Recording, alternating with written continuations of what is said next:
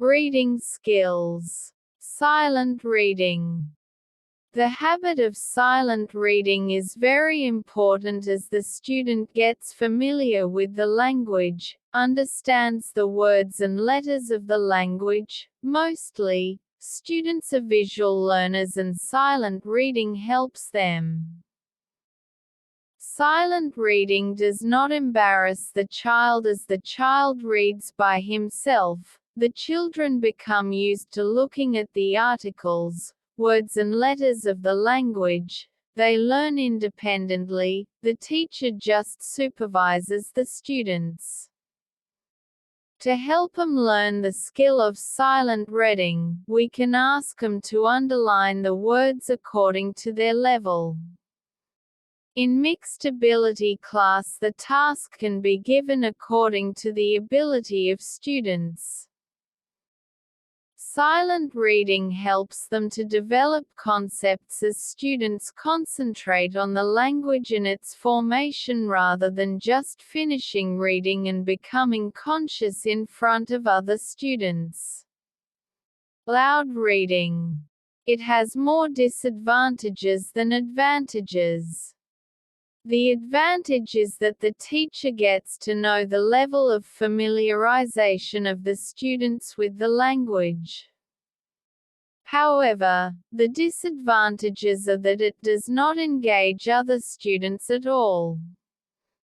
Usually, the best student is asked to read, who is already at an advantage, and the rest of the class can't follow him. They become disinterested.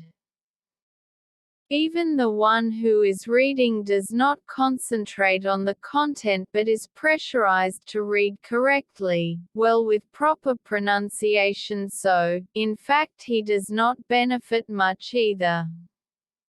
It is merely a waste of time, however. It can benefit if it is timed correctly and carried out at the end of the lesson when everyone has become familiar with the content. It is better if loud reading is done in pairs or groups rather than one student reading and the rest of them getting disengaged. Maybe one student can be asked to read while the others repeat after him. Skimming.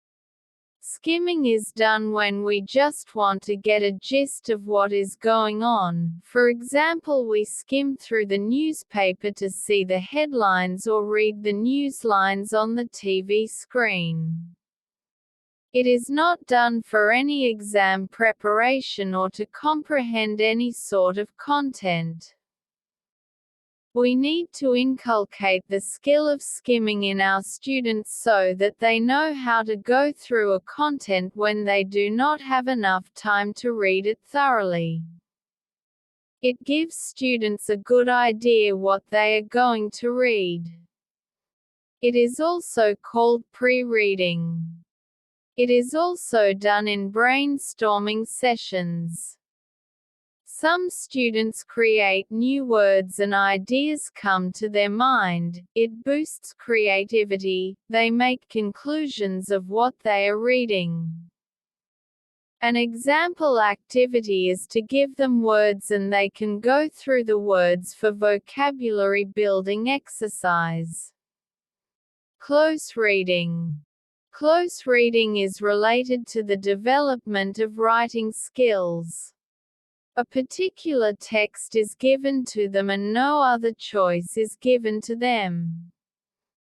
For example, if we want them to develop the skill of report writing, thus give them to read lots of reports in the newspapers.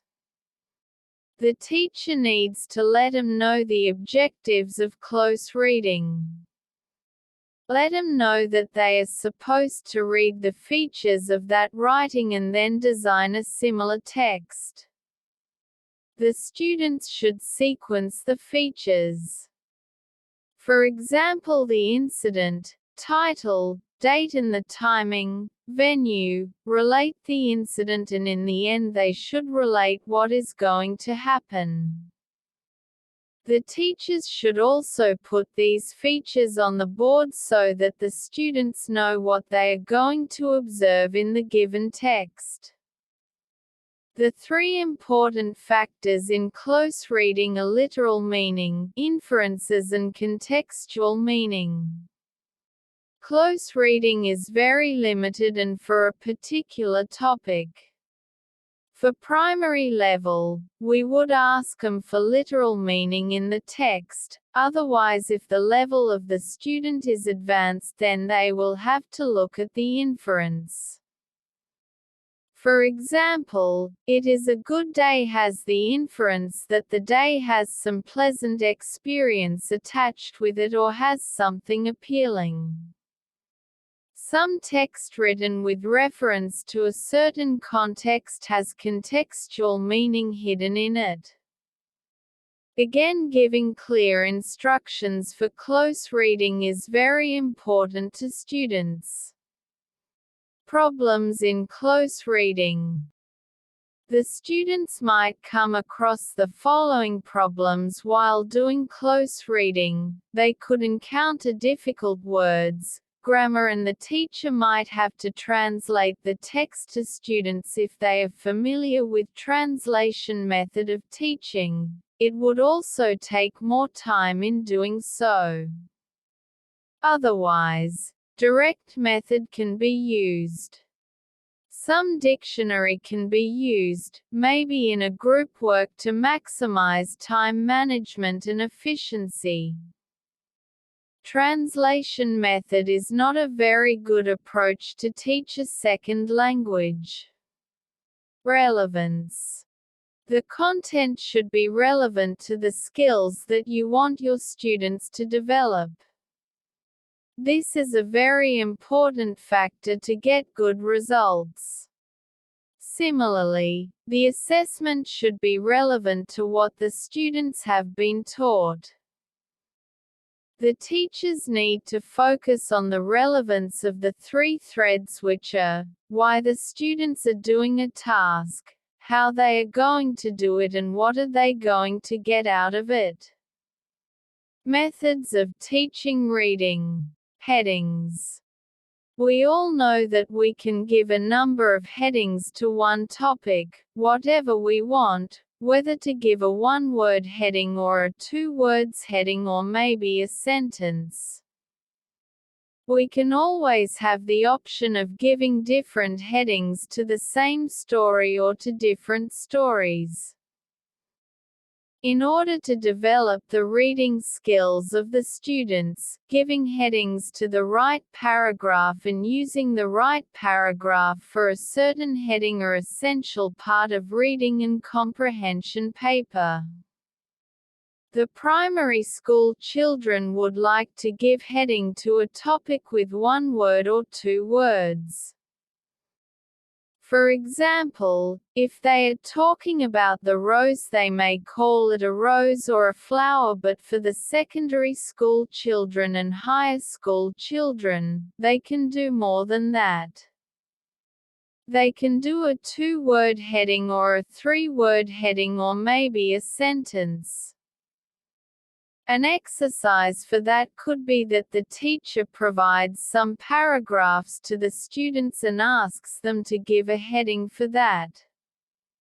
Students should be given more and more opportunities to imagine and to create. Not to be restricted to give certain headings. The teacher should encourage them to give more and more vocabulary to produce more and more headings that they want to give to their paragraphs. However, in the exercise where the teacher wants the students to give a certain heading, in that case those headings should be given to the students. For example, if there are 5 paragraphs, the teacher needs to give those 5 paragraphs along with 7 headings. The teacher should give them more than 5 headings so that they use the relevant 5 headings and the remaining 2 are irrelevant. If the students are choosing the irrelevant ones, it means that they are not using the headings correctly. So this is the way to do the restricted headings to the paragraphs. If the teacher is not giving any headings to the students, then she should be accepting all types of headings that the students give, as long as those headings do have some relevance to the story or paragraph. Please comment below which topic you want me to cover in next video. Make sure you have subscribed my channel. Thanks.